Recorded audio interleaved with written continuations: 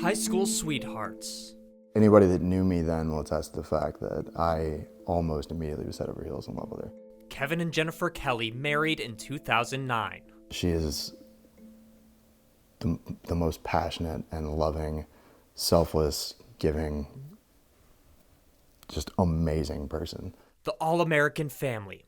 Kevin coaches their son, 7-year-old Michael, in football, and Jennifer coached cheer for their 9-year-old Lila. The most fiercely loving,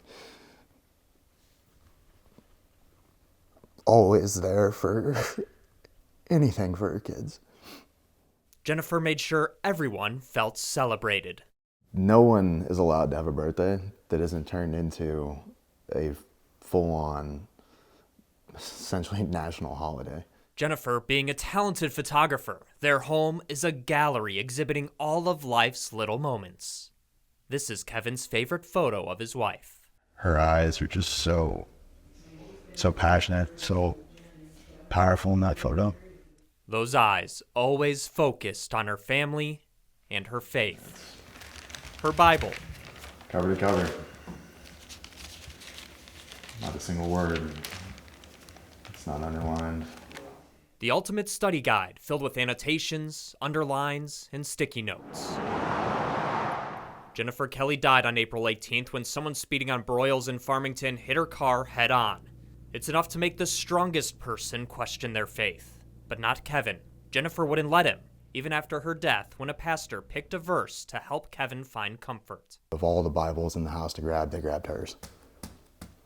And so we opened it up and we flipped to 1 Thessalonians 4:13, and in the margin, on August 2nd, 2023, she wrote, "How sad it must be to go through this life without Jesus," with an arrow pointed directly towards that verse.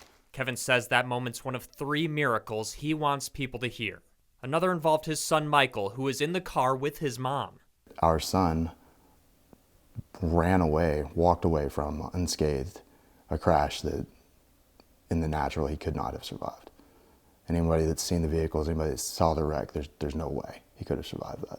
Jennifer suffered a different fate. Kevin says her internal organs were unsalvageable. Her aorta ruptured. He said a surgeon told him she shouldn't have lived more than 30 seconds in those conditions. She lived long enough to tell her son that she loved him one more time. And the biggest miracle to me of this whole thing is that the fact that she lived for over an hour, not just that she lived, but she was conscious and she was speaking. I was able to kiss her on the forehead in the hospital and tell her that I loved her, and she told me that she loved me. And that is, to me, there's no way it's not God. These moments give Kevin peace, but he won't rest, hoping Jennifer's story in death will carry on her life legacy, leading others to Christ. Every person she interacted with was affected by our loss, and there is a Jennifer-sized hole in the hearts of everyone who knew her. And people are responding to that. And they're responding to it with a magnitude I never could have imagined. People are responding, from makeshift monuments to people even starting their own journey with God, like 2 young girls from Jennifer's cheer team who had a lot of questions after her death. Those little girls told their mother that they wanted Jesus in their hearts too, and that night they gave their lives to Jesus, and the next morning they were baptized. So I already know